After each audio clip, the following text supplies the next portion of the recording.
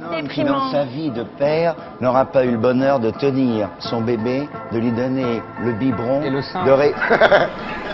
Je te jure, ça va mal finir. Qui fait l'ange fait la bête, dit Pascal, Voilà. on connaît. Et elle connaît aussi. Pascal. On cite trop de gens, on peut pas parler normalement sans faire du name dropping, tout va. Excusez-moi d'avoir lu des livres. Excuse-moi d'avoir lu des livres. Vous sous-entendez quoi avec ça? Je dirais que vous me reprochez de citer des auteurs. Très bien. Je préfère citer des auteurs que me les approprier sans les citer. Et ensuite, c'est pas de la vanité, c'est simplement que j'estime du respect pour ces auteurs que je respecte. Il va te faire pleurer.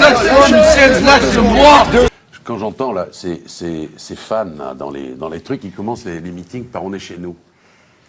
Bon, d'abord, moi je pense qu'eux aussi ils sont chez eux, mais s'ils se mettaient tous en grève, vous verriez un peu comment on aurait du mal à circuler en taxi, à ramasser nos poubelles. Il y aurait plus de Lino Ventura, il y aurait plus de Michel Platini, il y aurait plus de Zidane, il y aurait plus de Soufflé. Mais vous êtes comme Tapi, vous êtes un ringard Dupond-Moretti. On se croirait dans les années 80 Dupond-Moretti. C'est des arguments bidons des années 80. Mais arrêtez avec vos arguments des années 80, c'est terminé. C'est terrifiant. Mais oui, mais je suis désolé. Mais vous êtes pas là pour dire que ce que je raconte c'est bidon. Si. Non. Parce que si les Arabes demain et les émigrés et tous les gens qui sont venus ici se barrent, vous êtes dans la merde pour faire votre ménage. Vous avez compris? C'est un argument de bidon, de bobo, de bourgeois qui a besoin d'esclaves. J'en suis ravi de pouvoir débattre avec lui et moi aussi de vous dire les yeux dans les yeux ce que je pense de vous. Parce que c'est pour ça que j'ai accepté. C'est parce que je pense que Yacine Balatar n'est pas un humoriste qui fait rire personne.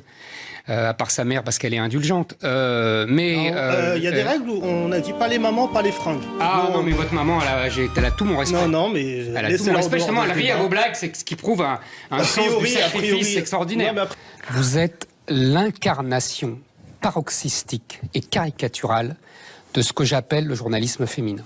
C'est-à-dire que vous ressentez, vous aimez, vous sentez, vous embrassez, vous cajolez, vous pénétrez, vous êtes pénétré, que sais-je. C'est comme ça que commence votre livre, c'est pour ça que je le dis. Et ce ne sont que émulsions sentimentales et psychanalytiques à foison.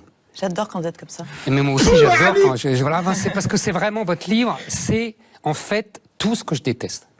Vous n'avez rien compris à la politique. J'ai tout compris. Écoutez, je suis les politiques. Avant vous, vous n'étiez pas nés quand je suivais les politiques. Oui, bien sûr, depuis mon bureau. Mais bien sûr, tu parles comme ils s'y reconnaissent. Si. Je les connais un peu mieux que vous, les politiques. Je crois pas, donc, ouais. Non, mais moi, je couche pas avec. Mais enfin, ça va pas. Mais je croyais avoir vu Madame Obono empêchée et interdite de dire Vive la France, qui refusait de dire Vive la France à la télévision. J'ai vu Madame Obono organiser des réunions interdites aux Blancs. Où a-t-elle vu la République là-dedans? J'ai vu Madame Obono dire tout son amour pour Mohamed Merah, qui tue des enfants juifs comme ça avec un pistolet sur la tête. Ça, c'est Madame Obono. Et Madame Obono vient pleurer parce qu'on se moque d'elle dans un journal, dans une fiction. Mais on rêve. Mais moi, je vais vous dire, je pense que non seulement on a le droit de se moquer de Madame Obono, mais on a le devoir de combattre Madame Obono. Vous oubliez qu'il y a des départements comme la Seine-Saint-Denis où c'est uniquement des prénoms islamiques qui sont en tête. Prénoms islamiques. Et absolument. Bah oui, des prénoms islamiques. Mohamed, c'est un prénom islamique, ça sort du Coran. Bon bah oui, ça sort d'où? Et donc Marlène, c'est un prénom quoi? Bah c'est un prénom chrétien. C'est un prénom chrétien, Marlène? Bah oui, ah non, c'est pas un prénom qui figure ça vient dans le d'où calendrier alors d'après chrétien. vous? Bah ça n'est pas, à l'origine c'est un prénom d'origine allemande et ça n'est pas un prénom qui figure dans le calendrier chrétien. Regardez le calendrier. Mais parce que je suis curieuse de savoir à quel jour est la Sainte Madeleine. Pourquoi ce serait Marie-Hélène? Parce que c'est évident. Et pas Marline de l'allemand. Mais non, mais bien sûr que non. Et que normalement, chez moi, en tout cas depuis une loi de Bonaparte qui a malheureusement été abolie en 1993 par les socialistes, on doit donner des prénoms dans ce qu'on appelle le calendrier, c'est-à-dire les saints chrétiens. Bon. Alors, je m'appelle Absette, moi. Eh ben, votre mère a eu tort. Ah bon? Ma mère a eu tort. Elle a eu tort? Vous voudriez qu'elle m'appelle Marie ou des prénoms qui ne lui inspirent absolument rien? Absolument. Non, mais vous vous rendez C'est compte. exactement ce que je veux. S'il te plaît. C'est exactement ce Vous que je veux. voudriez donc que je m'appelle comment? Corinne, ça vous irait très bien. Vous trouvez que Corinne, ce serait pas mal? Ça serait parfait. Ce type, Il faut empêcher les capitaux de circuler les de la hommes de manière, circuler. combattre le capitalisme et permettre la mobilité qui est, Bah, à voyons. mon avis, une richesse du monde moderne. C'est bien ce que je dis, de vous le êtes faire. l'idiot utile du capitalisme mondialisé. Mais je vois pas le rapport Mais de si, l'idiot parce que utile. vous permettez aux patrons d'embaucher des gens à des salaires ridicules. Non, et de- justement, si vous me permettez de terminer, Mais si je vous vous en prie. régularisez les sans-papiers, si vous leur donnez des droits, il n'y a plus cette possibilité d'avoir des bataillons de main-d'œuvre corvéables à merci qui Mais s'opposent. c'est sans fin. Je peux terminer Mais parce Qui s'opposent justement et qui font tirer vers le bas l'ensemble des salariés. mais Prenez vous- dans le bâtiment. mais vous ne comprenez Dans le pas. bâtiment. Mais c'est vous qui ne comprenez Mais pas du tout. Dans le Il y a des bâtiment, monsieur centaines de Zemmour. millions de gens qui se baladent dans le monde, donc on virera vos sans-papiers régularisés pour les remplacer par d'autres sans-papiers. Mais non, C'est parce qu'on marrant, va les vous signalez. régulariser, vous comprenez vraiment Mais alors rien, après- hein. Bisous, bisous, gentil bisounours, un gros bisou, y a rien de plus fou. Alors, il faudrait savoir qu'est-ce que les aspirations réelles des femmes. Ça serait une bonne question. Vous savez, Freud disait déjà qu'est-ce qu'elles veulent. C'est une vieille histoire. Apprendre, travailler, être libre de s'épanouir et de développer.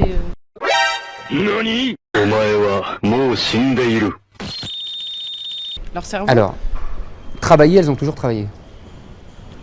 Dans l'histoire de l'humanité, elles ont toujours travaillé. Les femmes qui ne travaillent pas, c'est... Enfin, j'exclus le travail au champ. Et pourquoi vous excluez le travail au champ? Parce que je vous parle de développement intellectuel. Mais toute l'humanité travaille. Alors les hommes ne travaillaient pas alors avant. Ils étaient tous au champ. Non, mais je vous parle d'une certaine classe sociale qui détient entre guillemets l'intelligentsia en fait. Voilà, c'est ça dont je vous parle. Mais vous La littérature, les sciences. Et vous croyez que les femmes en étaient exclues? Mais je vais vous prêter des livres sur l'histoire du XVIIe siècle, du XVIIIe siècle. Vous allez voir que les femmes en sont nullement exclues. Vous allez voir que Madame du Deffand correspond avec Voltaire d'égal à égal. Vous allez voir que Madame du Châtelet, pareil avec Voltaire, elle n'est pas du tout minorée. Vous allez voir que les femmes qui reçoivent Rousseau ne sont pas du tout ridiculisées. Mais c'est des femmes d'exception peut-être. Mais les hommes aussi étaient d'exception. C'est ça qui m'énerve à chaque fois dans ce type de discussion. C'est qu'on croit que d'un côté, il y a les hommes, et les hommes, ils lisaient tous des livres. Ah ouais, le paysan dans le Quercy, c'est sûr qu'il avait une bibliothèque extraordinaire au XVIIe siècle. Il bouffait même pas des patates, il crevait de faim, il travaillait comme un chien. Mais vous croyez qu'il avait la belle vie, lui? Il faut arrêter avec ça. Les femmes ne sont pas plus... comment dire elles n'ont pas plus souffert que les hommes, au contraire. C'est ça la grande bataille idéologique d'aujourd'hui? J'ai écouté l'homélie du père Attali et je suis encore un peu ébloui.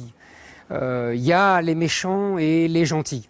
Il y a les vilains qui veulent la pureté, la purification, l'horreur, quasiment le nazisme. Et puis il y a les gentils qui sont bienveillants, qui sont altruistes. Oh, c'est beau, sauf que ça n'existe pas, monsieur Attali. Surtout, ça fait fi de ce qu'on est, non pas de ce qu'on devient, mais de ce qu'on est. Auguste Comte disait « Les morts gouvernent les vivants », monsieur Attali. Et Raymond Aron ajoutait « L'histoire est tragique ». Et ça, vous l'oubliez. Vous parlez pour un homme hors sol. Vous parlez pour un homme qui passe sa vie dans les aéroports. Mais ça, il n'existe pas, à part vous, monsieur Attali. Il y a des gens qui sont là depuis 1000 ans, et qui ont envie d'être là encore 1000 ans, et qui n'ont pas envie d'être métissés, monsieur Attali. Excusez-les, ils n'ont pas envie. Ils n'ont pas envie d'être submergés, ils n'ont pas envie d'être remplacés. C'est con, hein, je reconnais, c'est bas et c'est pas tellement altruiste. Mais c'est leur vie. Vous comprenez? Et ils n'ont pas envie que monsieur Attali, le père Attali, vienne leur dire vous êtes des nuls, vous êtes des médiocres, vous êtes des racistes, vous êtes des xénophobes, vous n'êtes pas des bienveillants. Eh ben non, ils ne sont pas bienveillants. Parce que les autres non plus ne sont pas bienveillants.